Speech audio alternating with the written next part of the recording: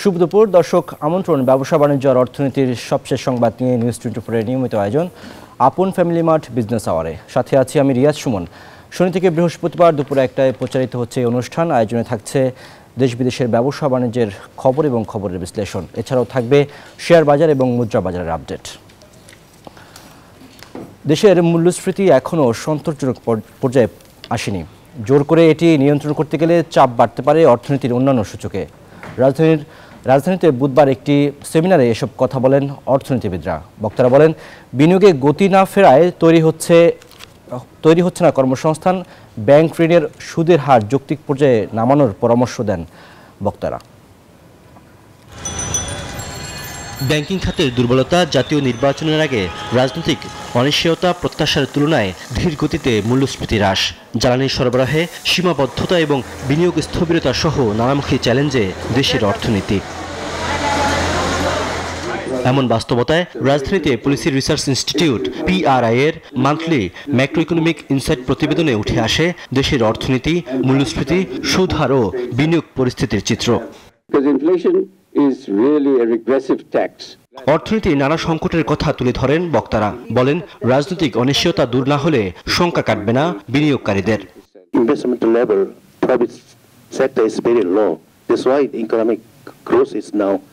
Downward. The very difficult situation, poverty level, and that's the big challenge. Next biggest challenge will be there. How do, without the taxes coming up, without the revenue there, how do you handle it? PRI chairman বলেন, জোর করে মূল্যস্ফীতি কমাতে গেলে চাপ বাড়তে পারে অর্থনীতির অন্যান্য সূচকে। Controlling inflation has costs. এবং আমেরিকার যেটা পল ওয়ালকার যে মানে ইনফ্লেশন একেবারে 2% নামিয়ে এনেছিল, রিসেশন করে দিয়ে তারপরে মানে ইকোনমিকে একেবারে কন্ট্রোল করে দিয়ে তারপরে ইনফ্লেশন কন্ট্রোল করছে।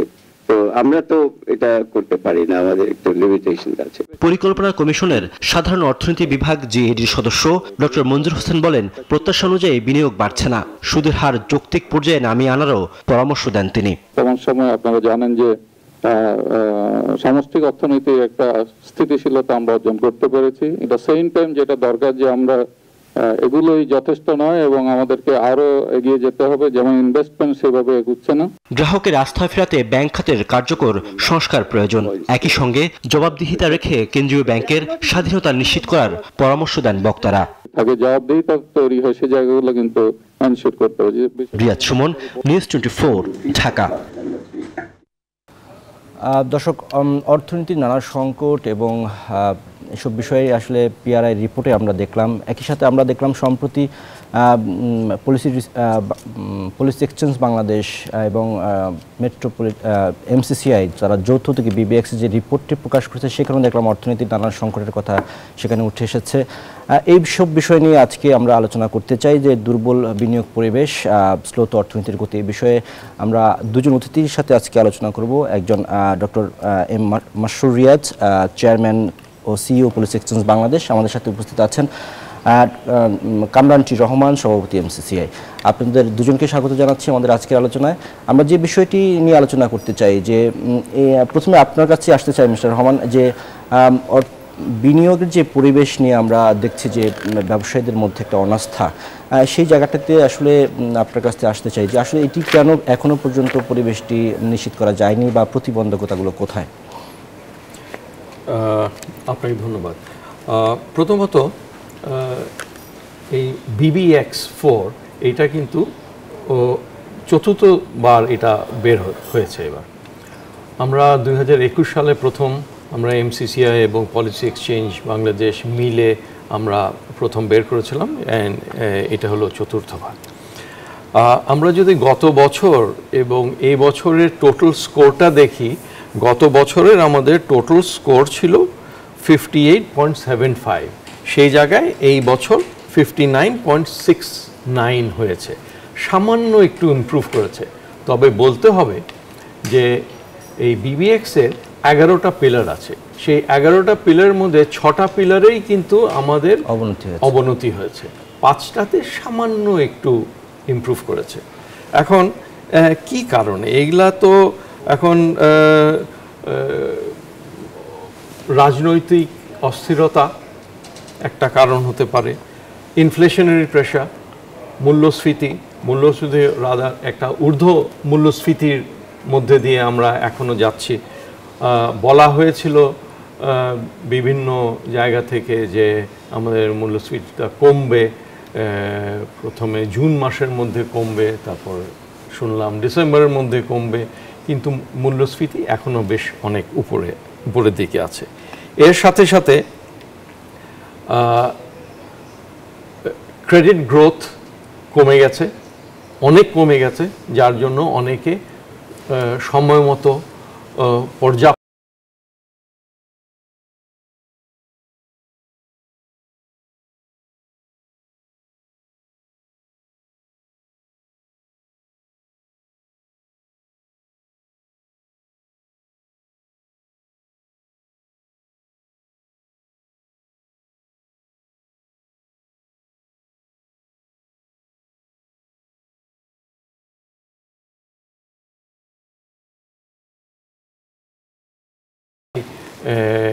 হাই বরোয়িং কস্ট যেখানে আছে, এরকম একটা সিচুয়েশন আমরা এখন ইনভেস্ট করব না।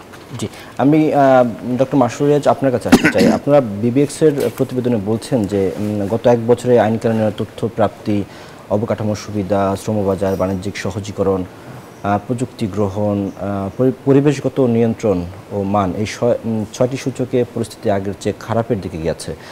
আপনি যদি বলতেন এটি আসলে কারণটি কি? ধন্যবাদ। জনাব কামরানটি রহমান চমৎকারভাবে এই বক্তব্যের সূচনায় কয়েকটা কারণ বলেছে। আমি তার সাথে যোগ করে বলতে চাই যে যেই বিষয়গুলোয় 11টা পিলার এরিয়া বলি বা থিমেটিক এরিয়া, ব্যবসার পরিবেশকে 11টা বিভিন্ন থিমেটিক এরিয়াতে ভাগ করে এই বিবিএক্স বাংলাদেশের ব্যবসা বাণিজ্যের পরিবেশকে তুলে ধরে।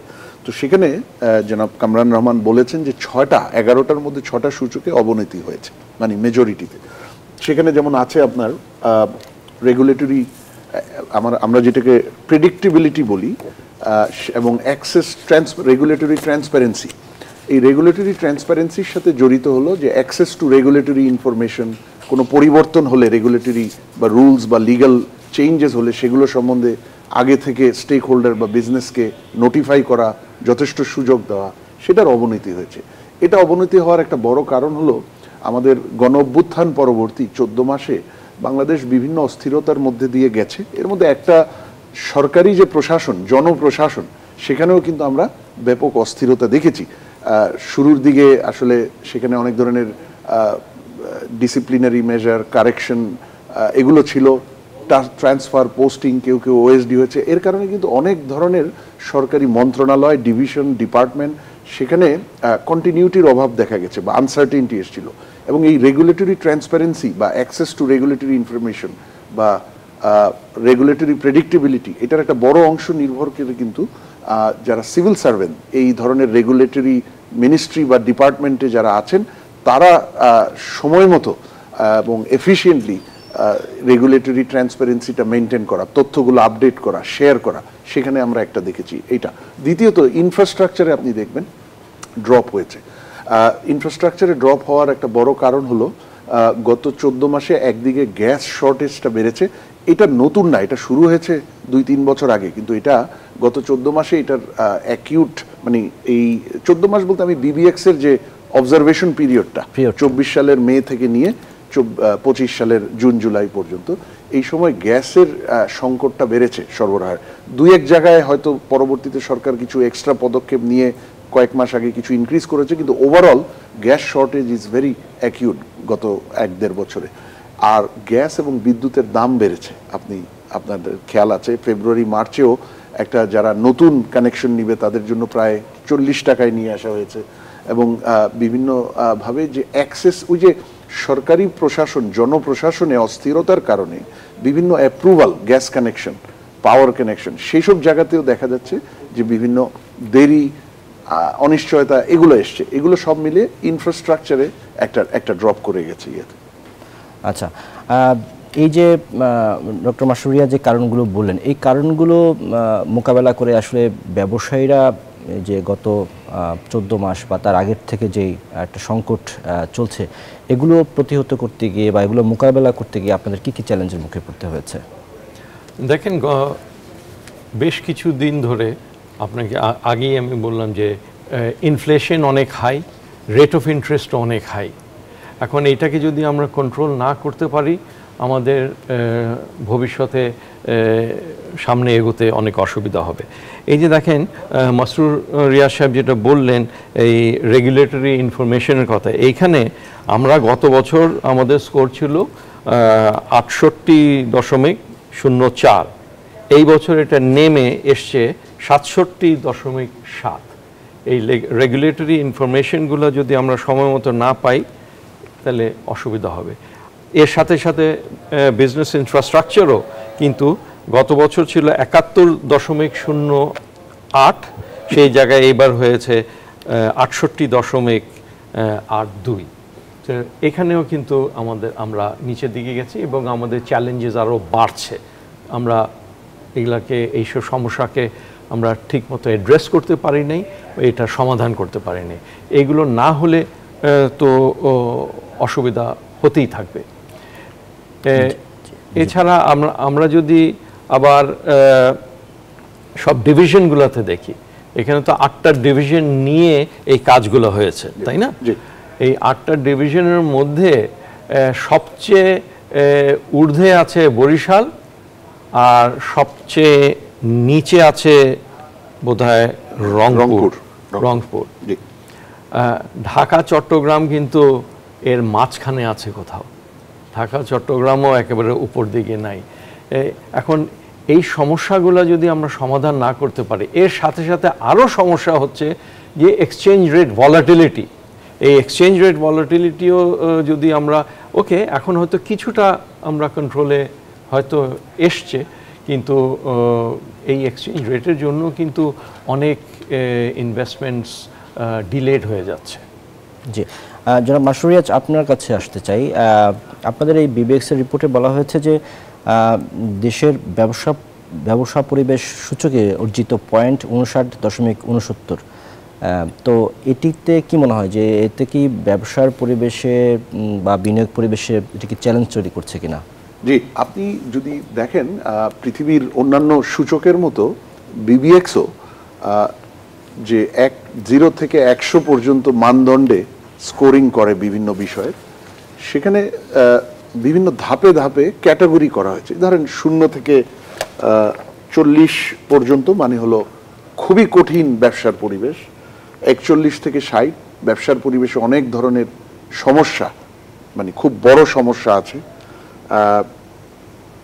61 থেকে 80 হলো কিছু ইমপ্রুভমেন্ট আছে কিন্তু আরো অনেক কিছু ভালো করতে হবে, আর 80-র উপরে যেটাকে আমরা গ্রিন বিজনেস মানে একটা ভালো খুব সহায়ক বিজনেস পরিবেশ বা ব্যবসার পরিবেশ হিসেবে বলি। তো আপনি যেটা বললেন যে এইবার 58.75 থেকে বেড়ে এটা 59.69 হয়েছে, এটা কিন্তু এখনো ওই যে দ্বিতীয় সর্বনিম্ন ক্যাটাগরিটার মধ্যে পড়ছে। সেটার মানে হলো যে আমরা এখানে বলছি সিভিয়ার বটলনেক্স, খুব তীব্র বাধা বিপত্তি আছে এই ব্যবসা বাণিজ্যের পরিবেশে এবং ইমিডিয়েট সংস্কার কার্যক্রম প্রয়োজন। তো আমরা এটাকে তো আসলে, যদিও এটা একটা ভালো দিক হলো যে এটা পড়েনি, মানে আরো তো পড়ে যেতে পারতো, সেটা পড়েনি। সেখানে হয়তো ইন্টারিম গভর্নমেন্টের কিছু অ্যাটলিস্ট সুশাসন প্রতিষ্ঠার, ব্যাংকিং খাতে, এনার্জি খাতে সুশাসন প্রতিষ্ঠার কাজটা তারা ভালো করেছে, সেই ক্রেডিটটা তো তাদেরকে দিতে হয়। হয়তো সে কারণে এটা আরো পড়ে যেতে পারতো, কিন্তু পড়েনি, ইমপ্রুভ করেছে, কিন্তু ইমপ্রুভমেন্টটা আসলে খুবই একেবারে সামান্য, এটাকে ইমপ্রুভমেন্ট হিসেবে ধরা যায় না, 1 পয়েন্টের চেয়ে নিচে। এবং ক্যাটাগরি ওয়াইজ এটা severe bottleneck in the business environment, immediate এবং কম্প্রিহেন্সিভ রিফর্মস রিকোয়ার্ড, এই ক্যাটাগরিতে পড়ে। মানে হলো তীব্র বাধা বা কঠিন বাধা আছে ব্যবসার পরিবেশে, এখনই বড় আকারের সংস্কার কার্যক্রম প্রয়োজন। তো সেই হিসেবে বলতে গেলে ব্যবসা বাণিজ্যের পরিবেশটা আমরা এই মুহূর্তে বিনিয়োগ পরিবেশ ভালো অবস্থায় নাই বলেই বিবিএক্সে উঠে আসছে। এবং এটা কিন্তু অন্যান্য, আপনি যদি দেখেন এটা কিন্তু খুবই, আমরা যে গত কয়েক মাস ধরে ব্যবসায়ী বড় বড় যে বাংলাদেশের যে স্বনামধন্য ব্যবসায়ী সংগঠন, ব্যবসায়ীরা, ইভেন আন্তর্জাতিক অনেক সংস্থা, তাদের যে বিভিন্ন মূল্যায়ন দেখছি, তার সাথে কিন্তু এটা খুবই সামঞ্জস্যপূর্ণ যে ব্যবসার পরিবেশ, বিশেষ করে বিনিয়োগের জন্য যে কনফিডেন্স, সেইটা কিন্তু এই মুহূর্তে খুব লো। এবং সেটাই আমার মনে হয় বিবিএক্সের যে রেজাল্টটা খুব সায়েন্টিফিক্যালি এবং স্ট্রাকচার্ড ওয়ে মেথোডোলজিক্যালি রোবাস্ট ভাবে করা, সেটাকেই সাপোর্ট করছে। ডক্টর মাসুরিয়াজ, আমরা আলোচনায় ফিরবো, তবে আরেকটি বিষয় আপনাদেরকে জানিয়ে রাখি যে আমরা যতটুকু জানতে পেরেছি যে আবারও ডলারের দাম বাড়ছে, ডলারের দাম আবারও বাড়ছে। সেই বিষয়টি নিয়ে আমাদের কাছে একটি প্রতিবেদন আছে, প্রতিবেদনটা একটু দেখে নিতে চাই। সপ্তাহখানেক ধরে কিছুটা অস্থির ডলারের বাজার। ব্যাংকগুলোতে এ মুহূর্তে ডলার বেচাকেনা হচ্ছে 122 টাকা 80 পয়সায়, সপ্তাহের ব্যবধানে বেড়েছে 60 পয়সা। অন্যদিকে খোলা বাজারে বিক্রি হচ্ছে 125 টাকায়, যা সাম্প্রতিক সময়ের সর্বোচ্চ। ব্যাংকগুলো বলছে গত কয়েক মাসে বেড়েছে আমদানির চাহিদা, বিশেষ করে আগামী রমজান মাসের ভোগ্যপণ্য আমদানির জন্য ঋণপত্র খোলার চাপ বেড়েছে। বাংলাদেশ ব্যাংকের তথ্য বলছে সেপ্টেম্বর মাসে 630 কোটি ডলারের আমদানি এলসি খোলা হয়েছে, যা আগস্টের তুলনায় 17.29% বেশি। এতে চাপ পড়েছে ডলারে। এটা 50 পয়সার মতো বেড়েছে, 122 টাকা 70 পয়সা হয়েছে।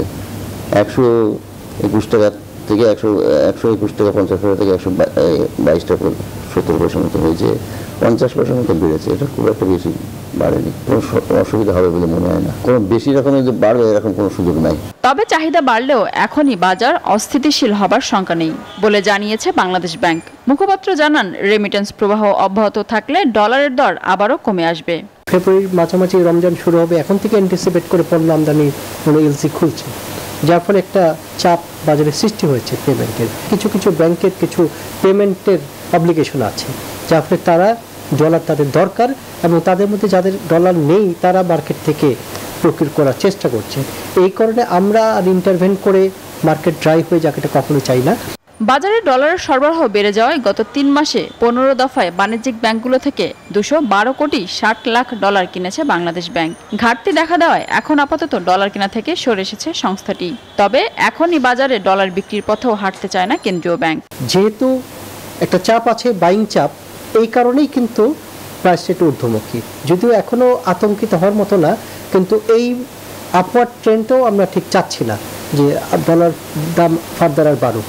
এই কারণে আমরা আপাতত মার্কেট ইন্টারভেন করছি না, মানে আমরা তো মার্কেট ছাড়বো না কোনো ডলার, আবার ক্রয়ও করব না। ব্যাংকে পর্যাপ্ত ডলার মজুদ থাকায় এলসি খোলা নিয়ে ব্যবসায়ীদের বিপাকে পড়তে হবে না বলেও জানিয়েছে বাণিজ্যিক ব্যাংকগুলো। মিনা ফিরদাউস, নিউজ 24, ঢাকা। মাসুরিয়াজ, আমরা রিপোর্টটি দেখলাম, এই যে দুজনের কাছে বিষয়টি জানতে চাই, আপনার কাছে জানতে চাই যে এই ডলারের দাম যদি আবার ঊর্ধ্বমুখী হয় সেটি আসলে কতটা প্রভাব ফেলতে পারে? না, দেখেন, বাংলাদেশ তো নেট আমদানিকারক দেশ, নেট ইম্পোর্ট ডিপেন্ডেন্ট কান্ট্রি। আমার এখানে raw material, intermediate goods, capital machinery, শিল্পায়ন, ব্যবসা বাণিজ্যের জন্য আমার কৃষির যে উপকরণ, এগ্রিকালচার ইনপুটস, এগুলো প্রায় সবই ইম্পোর্টেড আমাদের। সুতরাং আমার যদি ডলারের দাম বেড়ে যায়, আমার এই মুহূর্তে যে ইনফ্লেশন নিয়ে আমরা যুদ্ধ করছি, 13% জায়গায় একটু কমে এসছে, সেটা ভালো, কিন্তু এখনো অনেক মানে উচ্চ স্থানে আছে, উচ্চ স্তরে ইনফ্লেশন আছে, এবং এটা জনজীবন এবং ব্যবসা বাণিজ্যের জন্য খুব কষ্টকর হচ্ছে। সেই ইনফ্লেশন ফাইট তো আবার কঠিন হয়ে যাবে, মানে ইনফ্লেশন আবার বেড়ে যাবে, নাম্বার 1। নাম্বার 2, এটা তখন হয়তো আমরা আগে দেখেছি, যদি খুব বেশি তীব্র প্রাইস ফলের প্রেশার থাকে টাকার উপর, তাহলে ডলার বিক্রি করতে গিয়ে আমার রিজার্ভ, যেটা গত 1 বছরে একটু ভালো জায়গায় এসছে, 17-18 বিলিয়ন থেকে 25-26 বিলিয়ন বিপিএম মেথডে আসছে, সেটা কিন্তু আবার নেমে যাবে। আবার রিজার্ভ যদি আমার নেমে যায়, যেই ইম্পোর্ট ছাড়া আমার বাজারে সাপ্লাই এবং ইনফ্লেশন দুটাই ক্ষতিগ্রস্ত হয়, সেই ইম্পোর্ট ক্যাপাবিলিটিটা আবার কমে যাবে, এবং সেটা গিয়ে আপনার গ্যাস প্রাইস, যে গ্যাস সাপ্লাই এই মুহূর্তে যে ডিসরাপ্টেড আছে এই মুহূর্তে, সেটাকে গিয়ে আরো বেশি কঠিন করে তুলবে। তার মানে একটা দেখেন ভিশাস চক্র, একটা ভিশাস সাইকেল, একটার থেকে আরেকটা, একটার সাথে আরেকটা যুক্ত। সো এতটাই গুরুত্বপূর্ণ আমাদের জন্য এক্সচেঞ্জ রেট স্টেবিলিটি। সুতরাং এটা আসলে আমি আশা করব বাংলাদেশ ব্যাংক মুখপাত্র যেটা আপনার রিপোর্টে দেখাচ্ছিল, উনি যেভাবে বলেছেন যে এটা সামান্য বেড়েছে, আমিও মনে করি এখনো এটা উদ্বেগের মতো বাড়েনি, কিন্তু এই বাড়ার ট্রেন্ড, প্রেশার, সেটা যাতে আর ঊর্ধ্বমুখী না হয় সেই জন্য ব্যবস্থাটা নিতে হবে। তবে সেই ব্যবস্থা নেওয়ার ক্ষেত্রে একটা বিষয় কিন্তু খুব গুরুত্বপূর্ণ, আলটিমেটলি প্রাইস ডলারের ডিমান্ড সাপ্লাইয়ের উপর নির্ভর করবে। আমাদের ডিমান্ড কিন্তু বাড়ছে, এটা দেখা গেছে যে ইম্পোর্ট বিলস বাড়ছে, আপনি খেয়াল করেন, এবং অর্থনীতিকে গ্রোথের ধারায় যদি ফেরাতে হয় আস্তে আস্তে ইম্পোর্ট যে একটা রেস্ট্রিকশন কম্প্রেশন 2022-23 থেকে হয়েছিল সেটা গত 14 মাসে অনেকটাই রিল্যাক্স হয়েছে, কিন্তু পুরোপুরি হয়নি। সুতরাং সেটা যতক্ষণ পর্যন্ত আমরা যদি আবার ফার্দার রিল্যাক্সেশনে যাই সেটার ডিমান্ডটা তো আরো বাড়বে ডলারের জন্য। এক, সেকেন্ড, আমার এনার্জি, আমার গ্যাসে অলরেডি ক্রাইসিস আছে, সেটাকে একটু হলেও সহজ করতে গেলে এনার্জি ইম্পোর্ট বাড়াতে হবে আমাকে, ডিমান্ডও বাড়ছে, তাহলে সেখানেও আমার ডলারের ডিমান্ড বাড়বে। সাপ্লাই কি সেই পরিমাণ আসছে? রেমিটেন্স এই মুহূর্তে ভালো আছে, এক্সপোর্ট কিন্তু অগাস্ট সেপ্টেম্বর ড্রপ করেছে, আমি আশা করব সামনে গিয়ে হয়তো আবার পিক করবে, কিন্তু বাজেট সাপোর্ট সেটাও একটা গুরুত্বপূর্ণ ভূমিকা পালন করেছিল আমাদের দাতা সংস্থাগুলো থেকে, যেটা গত অর্থ বছরে কয়েক বিলিয়ন ডলার বাজেট সাপোর্ট এসে ফরেন রিজার্ভে ঢোকায় রিজার্ভটা একটু শক্তিশালী হয়েছে। সুতরাং এই সাপ্লাই ডিমান্ডটাকে বাংলাদেশ ব্যাংক খুব ক্লোজলি মনিটর করতে হবে এবং কোথাও যদি বড় বিচ্যুতির সংখ্যা দেখা দেয় কারেক্টিভ মেজার্স নিতে হবে। জি, মাসুর রিয়াজ, ধন্যবাদ আপনাকে। জনাব রহমান, আপনার কাছে বিষয় জানবো, তবে আমরা সময় হচ্ছে একটি বিরতিকে ফিরে এসে আপনার কাছে বিষয় জানবো। দর্শক, আপন ফ্যামিলি মার্ট বিজনেস আওয়ারের সময় হলো একটি বিরতির, ফিরবো কিছুক্ষণের মধ্যেই, আমাদের সাথেই থাকুন। বিরতির পর আবারও আপন ফ্যামিলি মার্ট বিজনেস আওয়ারে আমন্ত্রণ। দর্শক, আমরা আলোচনায় ছিলাম, আমাদের সাথে দুজন অতিথি আছেন, doctor Masur Riaz, chairman policy exchange Bangladesh, এবং কামরানটি রহমান, সভাপতি এমসিসিআই। যে বিষয়টি নিয়ে আমরা আলোচনা করেছিলাম, যে ডলারের দাম বাড়ার যে একটি রিপোর্ট আমরা দেখলাম, এটি হলে আসলে ব্যবসায়ীরা কতটা উদ্বেগের মধ্যে পড়বে বলে মনে করেন? দেখেন, ডলারের দাম যদি বাড়ে আমাদের ইম্পোর্টের কস্ট অনেক বেড়ে যাবে। আমরা তো প্রাইমারিলি আমরা একটা ইম্পোর্ট ওরিয়েন্টেড কান্ট্রি, খাদ্যদ্রব্য এছাড়া অনেক ইনপুটস, অন্যান্য ম্যানুফ্যাকচারিং সব আমরা ইম্পোর্ট করছি। এনার্জির কস্ট বেড়ে যাবে, এনার্জিও আমরা ইম্পোর্ট করছি। এখন দেখেন, আমাদের এই ডলার যদি আমাদের একটা স্থিতিশীল পর্যায়ে যদি থাকে তাহলে হয়তো আমরা চালিয়ে নিতে পারবো। এখন সমস্যাটা হলো আগামীতে আমাদের ডেট ফাইন্যান্সিং কিন্তু বেড়ে যাচ্ছে। এই ডেট ফাইন্যান্সিং যখন বাড়তে থাকবে তখন কিন্তু আমাদের ফরেন এক্সচেঞ্জের অনেক দরকার হবে। আমাদের যদি এক্সপোর্ট যদি না বাড়ে, আমাদের রেমিটেন্সটা ঠিক আছে, রেমিটেন্সটা এখন একটা ভালো পর্যায়ে আছে, এটা বাড়ছে। সো রেমিটেন্সটা থাকার কারণে হয়তো আমাদের ডলারের রেটটা এখনও একটা সহনীয় পর্যায়ে আছে, যেটা বাংলাদেশ ব্যাংকের মুখপাত্র যেটা বললেন, যে তিনি মনে করেন না যে এখন এমন কোনো একটা ভয়ের কারণ আছে। কারণ কিছুদিন আগেও বাংলাদেশ ব্যাংক থেকে ডলার কেনা হচ্ছিল, কারণ রেটটা হয়তো বেশি কমে যাচ্ছিল, মেনলি এক্সপোর্টারদের এগেনস্টে চলে যাচ্ছিল। তখন ওনারা কিনে এটাকে আবার এখন আবার দেখা যাচ্ছে যে সামান্য কিছু বেড়েছে, তাই বলে যে এমন ভয়ের কিছু অবস্থা হয়ে গেছে বলে আমি মনে করি না। সেটাই আমরা চাই। হ্যাঁ, কিন্তু যদি আমাদের ডেট ফাইন্যান্সিং তো আগামীতে আরো বাড়বে, আমার কনসার্নটা হলো যে তখন আমরা কি করব? আমাদের তো ডলার লাগবে, আমাদের তো এক্সপোর্ট বাড়াতে হবে, এক্সপোর্ট ওরিয়েন্টেড ইন্ডাস্ট্রিকে সাপোর্ট দিতে হবে। সেটা যদি আমরা না দিতে পারি তাহলে কিন্তু আমাদের অসুবিধা হতে পারে। জি, আমরা একটু এই মুহূর্তে শেয়ার বাজারের আপডেট একটু দেখে নিতে চাই। দর্শক, শেয়ার বাজারের এই মুহূর্তের আপডেট একটু দেখতে চাই। আজকে ঢাকা স্টক এক্সচেঞ্জের ওয়েবসাইট থেকে এই মুহূর্তে কি রয়েছে শেয়ার বাজারের অবস্থা সেটি একটু দেখতে চাই। আমাদের যে তিনটি সূচক আমরা দেখতে পাচ্ছি, তিনটি সূচকই ঊর্ধ্বমুখী রয়েছে। ডিএসইএক্স ইন্ডেক্স সেটি 37 পয়েন্ট বেড়ে এই মুহূর্তে 5129 পয়েন্টে অবস্থান করছে। ডিএসইএক্স ইন্ডেক্স সরিয়া ভিত্তিক যেটি 9 পয়েন্ট বেড়েছে, অবস্থান করছে 1084 পয়েন্টে। ডিএস30 ইন্ডেক্স সেটি 8 পয়েন্ট বেড়ে অবস্থান করছে 1991 পয়েন্ট। এখন পর্যন্ত লেনদেন হয়েছে 300 কোটি টাকার মতো। 258টি কোম্পানির শেয়ারের দর বেড়েছে, কমেছে 63টি কোম্পানির শেয়ার দর এবং অপরিবর্তিত আছে 72টি কোম্পানির শেয়ারের দর। একই সাথে আমরা মুদ্রা বাজারের আপডেটটি দেখে নিতে চাই। মুদ্রা বাজারের আপডেট, মুদ্রা এবং স্বর্ণ বাজারের আপডেটটি একটু দেখে নিতে চাই আমরা।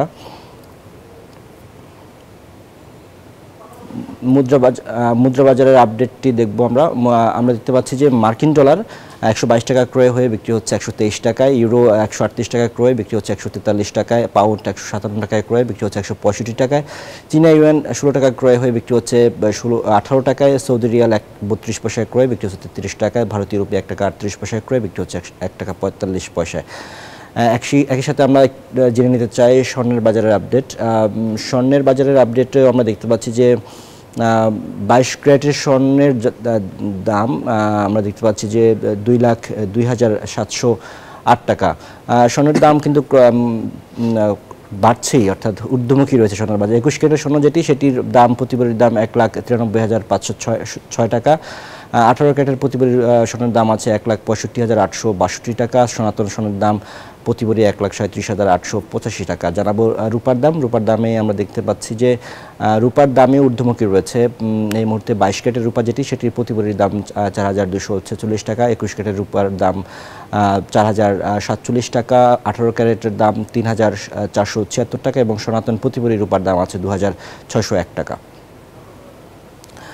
আবার আলোচনায় ফিরতে চাই, মাসুদ, আপনার কাছে আসতে চাই যে বিভিন্ন ফোরামে ব্যবসায়ীরা যেমন বলছে যে বিনিয়োগের পরিবেশ নেই, তারা আস্থা ভরসা পাচ্ছেন না, অন্যদিকে আবার সামনে আমাদের এলডিসি গ্র্যাজুয়েশনেরও চ্যালেঞ্জ রয়েছে। সব মিলিয়ে আসলে এই মুহূর্তে কোন দিকে ব্যবসায়িক বিশেষ করে বিনিয়োগ পরিস্থিতি? দেখেন, বিনিয়োগ পরিবেশ তো একটা কঠিন অবস্থার মধ্যে আছে। এটা আমরা আপনার আলোচনার শুরুতে জনাব কামরান রহমান উনি বেসরকারি খাতের যে ভিউটা সেটা থেকেও এটা উঠে এসছে। বিবিএক্স এর যে খুব আমরা মানে সুচারুভাবে এটার গবেষণা করে বের করা হয়েছে সেখানে উঠে এসছে। আর তার বাইরে এই মুহূর্তে দেখেন যে সমস্যাটা বিনিয়োগ পরিবেশের আজকের যে দুর্বলতা বাংলাদেশে, খুব কঠিন দুর্বলতা, কিন্তু এটা কিন্তু গত 1 বছরের না, এটা অন্তত গত কয়েক বছরে সংস্কারের অভাব, ভুল পলিসি, কিছু জায়গায় অবহেলা, কোথাও দুর্নীতি, কোথাও কৌশলের অভাব, এই সব কিছু মিলিয়ে আজকে বেশ কয়েক বছর ধরে কিন্তু বাংলাদেশের বিনিয়োগ পরিবেশ দুর্বল। হ্যাঁ, যেটা হয়েছে গত 14 মাসে, এটা দুটা নতুন মাত্রা এখানে যোগ হয়েছে। একটা হলো গণ অভ্যুত্থান পরবর্তী বাংলাদেশ, সেখানে বিভিন্ন ধরনের রাজনৈতিক দাবি দেওয়া, সামাজিক দাবি দেওয়া নিয়ে বিভিন্ন মিটিং মিছিল, বিভিন্ন বিক্ষোভ এগুলো হয়েছে, সেখানে একটা ডিসরাপশন। জনপ্রশাসনে সেখানে ডিসরাপশন ছিল। বড় সিদ্ধান্ত গ্রহণ, সেগুলোতে যেহেতু এখন রাজনৈতিক সরকার নেই, বড় সিদ্ধান্ত গ্রহণে কিছু সেখানে গ্যাপ আছে। যদিও সুশাসনের দিকটা বেশ ভালো অগ্রগতি হয়েছে।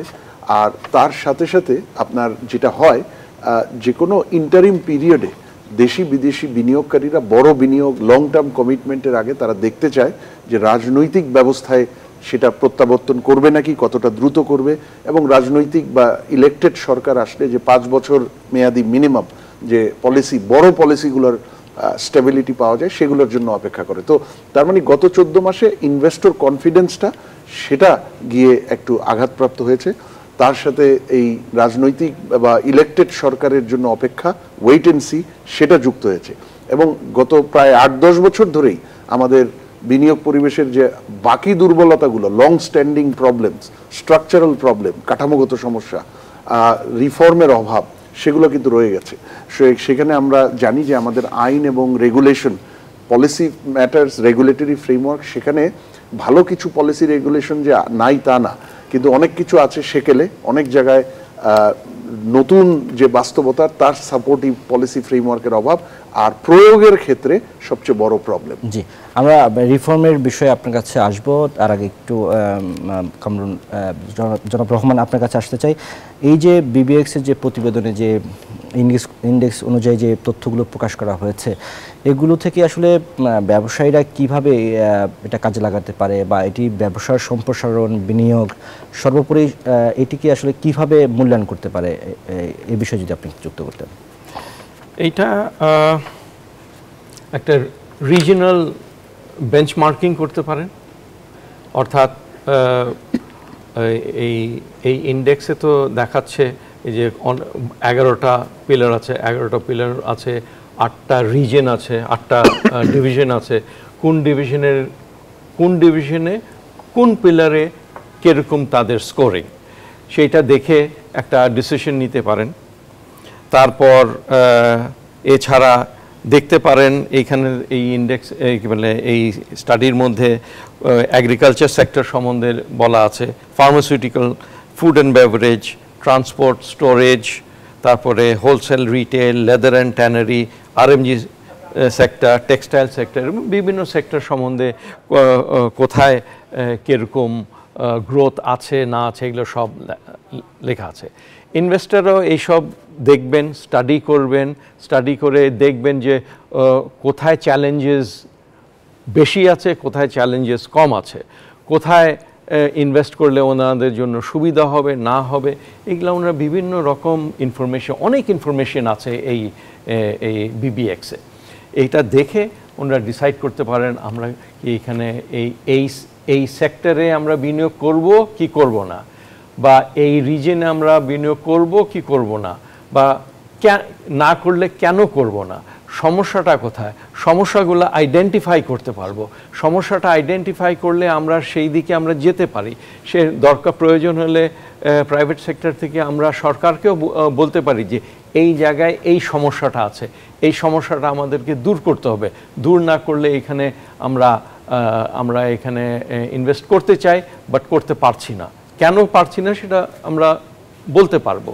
এবং এই যে ডকুমেন্টটা, এইটা কিন্তু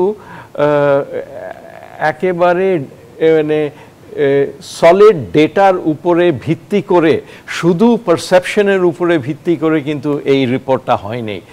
পারসেপশন তো আছেই, মানুষের পারসেপশন, প্রাইভেট সেক্টরের পারসেপশন কে অবশ্যই এখানে নেওয়া হচ্ছে, কিন্তু এর সাথে সাথে সলিড ডেটার উপরে ভিত্তি করে এই ইন্ডেক্সটা করা হয়েছে এবং এইটার মধ্যে অনেক ইনফরমেশন আছে। প্রাইভেট সেক্টর এই সবগুলো দেখে সিদ্ধান্ত নিতে সুবিধা হবে তাদের। অবশ্যই ধন্যবাদ আপনাদেরকে। আমরা আরেকটি ছোট্ট বিরতি থেকে আসতে চাই। দর্শক, বিজনেস আওয়ারে আরেকটি বিরতি নিতে চাই, আমাদের সাথেই থাকুন।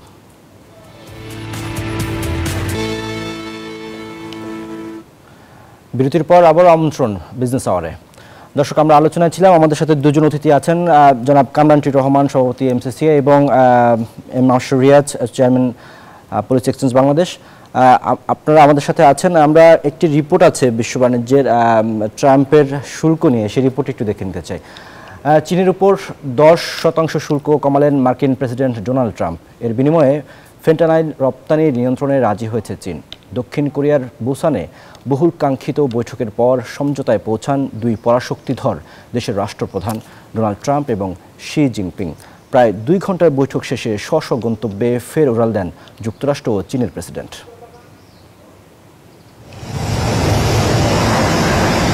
দীর্ঘ 6 বছর পর বৃহস্পতিবার দক্ষিণ কোরিয়ার বুসানে বহুল আকাঙ্ক্ষিত বৈঠকে বসেন দুই পরাশক্তিধর দেশের রাষ্ট্রপ্রধান ডোনাল্ড ট্রাম্প ও শি জিনপিং।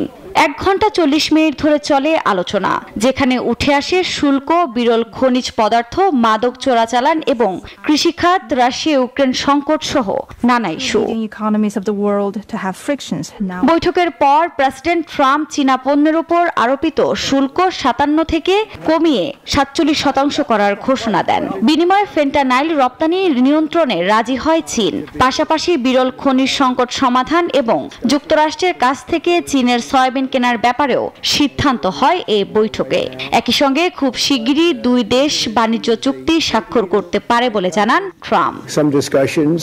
যুক্তরাষ্ট্রে ফেন্টানাইল প্রবেশ রোধে চীনের উপর আমি 20% শুল্ক আরোপ করেছিলাম। আমি সেটি 10% কমিয়েছি এবং এটি তাৎক্ষণিকভাবে কার্যকর হয়েছে। ওয়াশিংটন ও বেইজিং এখন অনেক বিষয়ে একমত। চীন এখন থেকে বিপুল পরিমাণ সয়াবিন কিনবে। আমি এর প্রশংসা করি। এদিকে আগামী বছর চীন সফরের পরিকল্পনাও রয়েছে ট্রাম্পের। এই আলোচনাকে দুই দেশের সম্পর্কের উন্নয়নে একটি বড় পদক্ষেপ হিসেবে দেখছেন বিশ্লেষকরা। আফরিন মৌ, নিউজ 24। আমরা রিপোর্টে দেখলাম যে চীনের উপরে শুল্ক কমালো যুক্তরাষ্ট্র। আসলে ট্রাম্পের শুল্ক তো পুরো বিশ্ব অর্থনীতিকে একটা নাড়া দিয়েছিল, যদিও বাংলাদেশের উপরে বড় একটি অঙ্ক ছিল, সেটি এখন কমে এসেছে। এ বিষয়ে আমরা আলোচনায় ছিলাম যে বিষয়টি নিয়ে, সেই বিষয়টি নিয়ে আবারও ফিরতে চাই। জনাব মাসুম রিয়াজ, আপনার কাছে আসতে চাই, যে রিপোর্টটি বিবেক্স প্রকাশ করেছে এটির যেই তথ্য উপাত্ত বা যে পরামর্শ সাজেশনগুলো এসেছে এগুলো আসলে সরকার পলিসি মেকিংয়ে আসলে কাজে লাগাতে পারে কিনা এবং সেটা কিভাবে? অবশ্যই ধরেন এই ধরনের সূচক বা ইন্ডেক্স বা এই ধরনের উদ্যোগ বা এক্সারসাইজের যে প্রধানতম উদ্দেশ্যগুলো থাকে এর সবচেয়ে উপরে থাকে হলো যে বেসরকারি খাত বর্তমান এবং ভবিষ্যতের উদ্যোক্তা বা বিনিয়োগকারী বা বাণিজ্যের সাথে সংশ্লিষ্টরা তারা একটা দেশে বিনিয়োগ করতে গেলে, তাদের সাথে বাণিজ্যে অংশগ্রহণ করতে গেলে তার যে বিনিয়োগ এবং বাণিজ্যের পরিবেশ সেটা সম্বন্ধে একটা সম্যক ধারণা, কিন্তু কামরান ভাই যেটা বলেছিলেন একদম ডেটা ড্রিভেন এবং ডেটা বা উপাত্ত ভিত্তিক একটা ক্লিয়ার পিকচার পায়। এটা হলো 1 নম্বর উদ্দেশ্য।